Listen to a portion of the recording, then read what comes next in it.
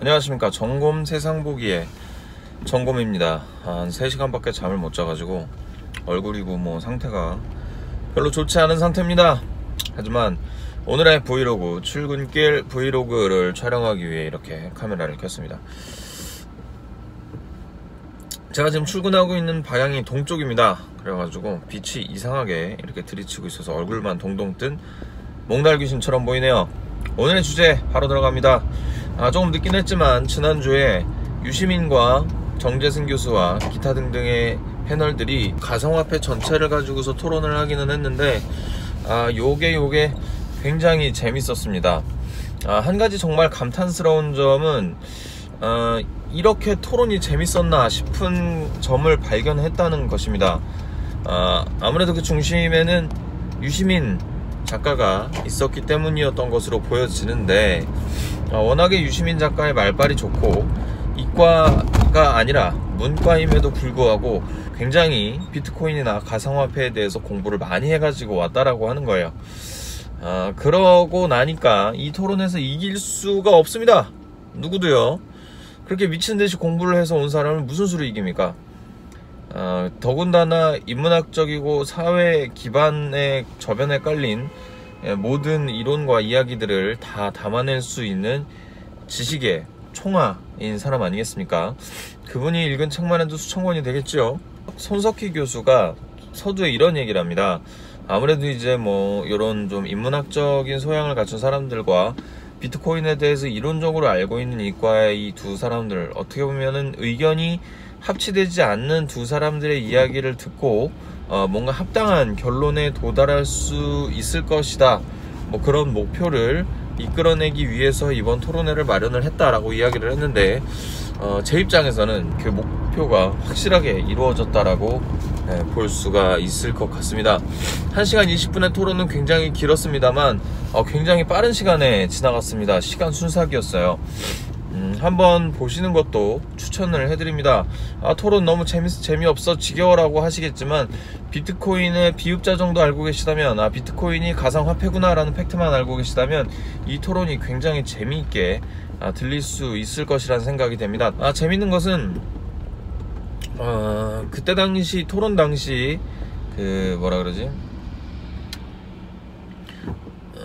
토론 당시 유시민 작가가 두 가지 팩트에 대해서 공격을 했습니다. 이중결제가 된다, 그리고 해킹의 보안성이 취약하다라는 점, 공공적인 화폐가 되기 어렵다라고 하는 그런 이야기들을 했었어요. 그래서 저게 뭔 소린가, 이중인증? 그래, 정재승 교수 얘기대로 이게 서로 각자 블록체인들이 서로 각자 증명을 하면서 보안성이 굉장히 좋은 시스템인데 이게 그런 식의 단점을 가지고 있다라고 하는 건 쉽게 납득이 가지는 않았습니다.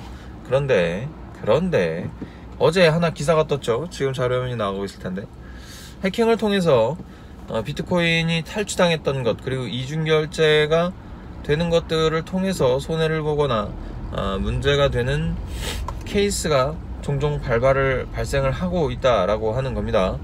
사실 그거는 굉장히 바이블 같은 부분이었어요. 비트코인은 해킹이 어려워, 걔를 해킹하려면 굉장히 어려운 작업이 필요해, 그렇기 때문에 이건 화폐로서 완전 무결한 가치를 가질 수 있어 라고 생각했던 건데, 의외로 해킹의 취약성이 있다 라고 하는 것. 아니 뭐 현실 세계에서 화폐들도 위변조하고 위조하고 뭐 다 하는데 뭐 가상화폐도 될 수 있지 않느냐, 뭐 화폐 같은 경우야 그냥 뭐 찍어내기만 하면 되는데, 암호화폐 같은 경우에는 굉장히 고도의 기술력이 있어야지 해킹을 할 수 있지 않느냐 라고 반문하실 수도 있겠습니다만, 하지만 그 무결성에서 이미 구멍이 뚫렸다고 하는 것은 화폐로서의 기능, 그리고 지금 수많은 공격과 지탄의 대상이 되고 있는 상황에서 악재로 작용할 것은 불보듯 뻔한 일이다 라고 하는 것이죠. 토론이 재밌었습니다. 그리고 손석희 사장이 이제 원했던 바, 비트코인에 대한 이해, 그리고 가상화폐에 대한 합리적인 결론을 도출해내기 위해서 이 토론을 준비했다라고 얘기했던 손석희 앵커의 이야기처럼 비트코인에 대한 이해는 확실히 됐습니다. 유시민 작가에 의해서 이것은 화폐로서의 기능을 하기 어렵다, 경제 안에서 굴러가기는 사실상 쉽지는 않을 것이다 라는 부분이 확실하게 받아들여졌고, 그리고 정재승 교수 측의 이야기들을 들음으로 해서 이 비트코인이 쓰여질 분야, 그리고 왜 각광을 받는지, 그리고 이것을 우리가 어떻게 가꾸어 나가야 할지에 대한 이상론을 깨닫게 되었다라고 하는 겁니다. 사실 가상화폐가 정말 뭐 사이버머니처럼 주고받는다고 하면 그런 사이버머니랑 다를 게 뭐냐, 통화를 중앙에서 관리해서 그냥 그런 식으로 관리를 하는 것도 지금 현재 나쁘지 않지 않느냐 라는 생각이 들 수도 있어요. 근데 이제 정재승 교수의 말에 의하면 이제 통화 발행 주체가 없는 자정작용을 통해서 이 통화의 가치가 명확히 확립이 될 것이며, 이는 빙산, 유빙의 끝부분, 유빙의 겉으로 드러난 부분만 보고 있는 상황이다 라고 하는 거예요. 나머지 70% 이상은 바다 안에 들어가 있고, 그런 실물은 사실상은 사회에서 특정한 어떤 기능을 수행할 수 있는 아주 효과적이고 합리적인, 그리고 많은 사람들에게 혜택을 줄 수 있는 그런 빅데이터 혹은 좀 미래 IoT 사업, 혹은 수많은 4차 산업혁명의 시대에 쓰여질 수 있는 기술로서 각광을 받을 수밖에 없는 기술이라고 하는 겁니다. 그러니 우리가 이것을 잘 가꾸어서 나가서 이 합당한 기술을 좀 더 사회 발전에 사용될 수 있도록 해야 하는 것이 우리의 의무다, 우리가 해야 될 일이다 라고 하는 것도 알게 되었습니다. 문제는 지금 현재 그 비트코인이 개인과 개인 간의 거래가 이루어져야 한다는 점입니다. 그래서 이 시스템이 계속 돌아가고 그로 인해서 작동을 해야 한다라고 하는 겁니다. 유시민 작가는 이 비트코인이 돌아감으로 인해서 비트코인이 서로 주고받고 함으로 인해서 투기 양상이 과열돼서 많은 사람들에게 피해를 입히고, 멋모르는 사람들이 여기에 발을 담궜다가 큰 재산상 손해를 보게 되는 경우를 막아야 한다. 많은 시민들의 재산을 보호하고 그런 것들을 수호해 주어야 한다 라는 입장이었다고 하면, 아직 과도기적인 입장이니까 조금은 지켜봐야 하고, 이것이 정말 실물 경제에서 거래가 되었을 때 그런 것들이 나아질 수 있다라는 점을 피력을 했다라고 하는 거죠. 여기에서 이제 그 두 진영의 접점이 됐던 포인트가 하나 있습니다. 비트코인이라고 하는 것은 기본적인 리소스가 됩니다. 이 비트코인은 개인과 개인 간의 지갑에서 지갑으로 이동할 때 이제 10분 이상의 시간이 걸리게 됩니다. 이 문제점이 화폐로서 동작하기 어려울 것이다 라는 유시민 측의 주장과 정재승 측의 주장은 이것이 지금은 초창기고 과도기적인 부분이기 때문에 10분 이상의 시간이 걸릴 수 있다. 하지만 이것이 전 세계적으로 많은 사람들에게 공식적인 화폐로 인정을 받아서 서버도 증설을 할 것이고, 시스템이라고 하는 것들이 점점 더 나아질 것이다 라고 하는 겁니다. 그러면서 이제 김진화 씨가 대표 비트코인 과거 코빗 창립자였던 그 김진화 씨가 주장하는 바로는, 이제 이것이 빗대서 이야기하기를 이 말에 동의를 하진 않습니다만, 인터넷 초창기에도 어땠느냐, 인터넷 상거래 초창기에도 쓰는 사람이 거의 없었다. 그렇기 때문에 시스템은 느리고 불편했다. 근데 지금은 어떠냐, 누구나 다 사용할 수 있을 만큼 빨라지지 않았느냐. 그것과 마찬가지의 경우처럼 이 비트코인도 역시 지금이야 초창기이기 때문에 많은 사람들이 거래를 하는 과정에서 서버나 어떤 그런 물리적인 그런 물리적 시스템의 기반이 많이 없으므로 이것이 지금은 느리고 불편할 수 있겠지만, 미래 사회에서 많은 사람들이 사용을 하게 되고 수많은 어떤 물리적 리소스들이 생겨나게 된다면 개인 간의 거래는 빨라질 것이다 라고 이야기를 하고 있거든요. 그 전에 거래소들이 생겨남으로 인해서 이런 것들을 더 촉진시키고 유발시킬 수 있다라는 것이죠. 더 시스템을 더 좋게 만들어줄 수 있다라고 하는 겁니다. 나무에 빗대서 설명을 하자면, 뿌리는 비트코인이 되고 그 줄기나 가지는 비트코인 거래소가 된다라고 하는 겁니다. 따라서 비트코인 거래소를 폐쇄한다고 하는 것은 바로 이 뿌리 자체를 썩게 만드는 이 비트코인이라는 시스템 자체를 버리겠다라고 하는 부분이 되기 때문에, 현재 그 비트코인 거래소의 폐지는 현재 이 블록체인 기술의 앞날을 방해하는 것이다. 외국 같은 경우에는 이 비트코인 기술을 더 장려하고 독려해서 더 나은 시스템으로 발전시켜 가기 위한 노력들을 많이 하고 있는데, 우리나라에서는 비트코인 거래소 폐쇄라는 악수를 둬서 이 블록체인 기술의 앞날을 막게 된다면 큰 문제가 생겨나지 않겠느냐라는 주장인 겁니다. 유시민 교수 측은 이런 시스템의 보호를 위해서 약자들의 피해를 언제까지 좌시해야 되느냐라는 우려를 표명을 했고요. 이렇게 표명을 하게 됨으로 인해서 단계적으로 이 비트코인에 대한 압박과 거래를 차단시켜 나가야 된다라는 이야기를 했습니다. 유시민 작가 덕분에 이런 이야기들이 굉장히 흥미진진해졌습니다. 문송합니다라는 단어부터 시작해서 굉장히 트렌디한 어투와 발언들을 진행을 하면서 굉장히 이야기를 재미있게 이끌어갔어요. 하지만 단점은 뭐냐면 너무 답정너의 입장을 취하고 있었다라고 하는 겁니다.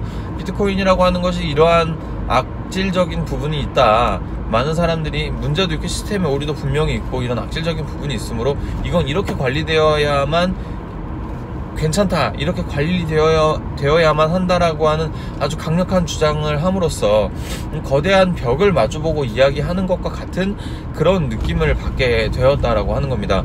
중간에 이제 정재승 교수가 이제 손톱을 보면서 집중력을 잃은 모습을 볼 수가 있었는데 약간 어떤 느낌이었냐면 아빠한테 혼나는 아들의 느낌이 좀 났습니다. 이게 그러니까 아무리 얘기를 해도 안 되는 거야. 이 시스템에 대해서 좋은 것, 이 시스템에 대해서 발전시켜야 될 충분히 좋은 점이 있는데 그런 것들이 안 된다, 규제해야 된다, 이것들은 문제가 있기 때문에 차단해야 된다라고만 하는 유시민 교수의 입장이 어떻게 보면 좀 답답하게 느껴졌다라고 하는 거예요. 그만큼 시스템에 대해서 공부를 하고 오고 그만큼 이해도를 높였음에도 불구하고 이런 것들에 대해서 딱 잘라서 이건 아니야 라고 이야기하는 유시민 작가의 태도나 입장은 다 좀 아쉬운 부분이 아니었나 라는 생각이 들었다라고 하는 겁니다. 그 토론 때문인지 어쨌는지는 모르겠지만 뭐라 그래야 되나, 이후 가상화폐 거래에 대해서 좀 투명하게 운영이 될 조짐이 보여지고 있습니다. 개인 거래 계좌, 그러니까 가상 계좌를 개설하는 거에 대한 규제는 풀되 이 가상 계좌를 실명화시키겠다 라고 하는 움직임이 보여지고 있고요. 사실 가장 좀 편리하고 좋았던 부분, 또 가장 크게 악용될 수 있었던 부분이 익명성이 보장되는 시스템이다 라는 부분이었는데, 이 부분에 실명제를 도입을 함으로써 이런 암적으로 작용할 수 있는 요소를 제거하고 블록체인 시스템이라는 그 좋은 시스템을 계속 가꾸어 나가겠다라는 정부의 입장을 들을 수 있었는데요. 앞으로 블록체인 시스템이 굉장히 잘 가꾸어져서 올바른 방향으로 나아갔으면 하는 바람이 듭니다. 하나의 그냥 토론 컨텐츠에서 끝나는 것이 아니라 사회적으로 올바른 결론을 도출함으로 인해서 이 좋은 기술, 어떤 특정한 화두에 대해서 좋은 것은 좋게 더 살리고 나쁜 것은 억제해 나가는 역할을 충분히 JTBC의 긴급 토론을 통해서 이루어지지 않았나 라는 생각을 합니다. 그나저나 좀 리플코인 좀 가격이 좀 빨리 올라야 될 텐데요. 그리고 한 가지 더 마지막으로, 초창기 주식에 대한 이 주식에 대한 부분이 처음 세상에 등장을 했을 때 그때도 투기 양상이 과열됐습니다. 땅을 사고 팔면서 투기를 하는 건 되는데 왜 비트코인을 사고 팔면서 투기를 하는 건 안 되냐 라고 하는 것들 때문에 계층 간의 어떤 그런 좀 입장 차이, 의견 차이가 좀 많이 발생을 하고 있는 것 같아요. 세대 간 갈등이라고 하는 거죠. 자기네들은 부동산 사고 팔면서 돈 많이 벌었으면서 젊은 세대들이 비트코인 사고 팔면서 돈 버는 것은 왜 안 되느냐 라고 하는 이야기들이 있습니다. 물론 이제 조금 과격한 면은 있습니다. 사람들이 이것이 좋다 해서 이것으로 100% 성공을 해서 먹고 살 수 있는 것도 아니고요. 그렇다고 해서 손해를 보고 크게 망할 수도 있습니다. 사채 끌어다 쓰고 뭐 해가지고 10억을 때려박았는데 하필이면 최고점에서 때려박은 거야.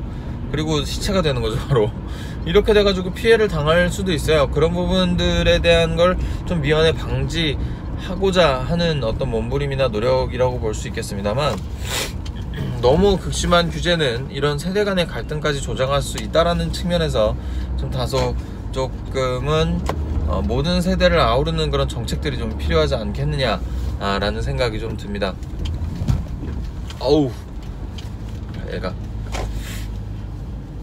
오늘 컨텐츠 여기까지 마무리하도록 하겠습니다. 출근 완료했네요. 오늘도 시청해주셔서 감사하고요. 오늘 내로 이 컨텐츠를 업로드할 수 있었으면 좋겠네요. 여기까지 청곰 세상보기의 청곰이었습니다. 시청해주셔서 감사합니다. 빠이. 미쳤나봐.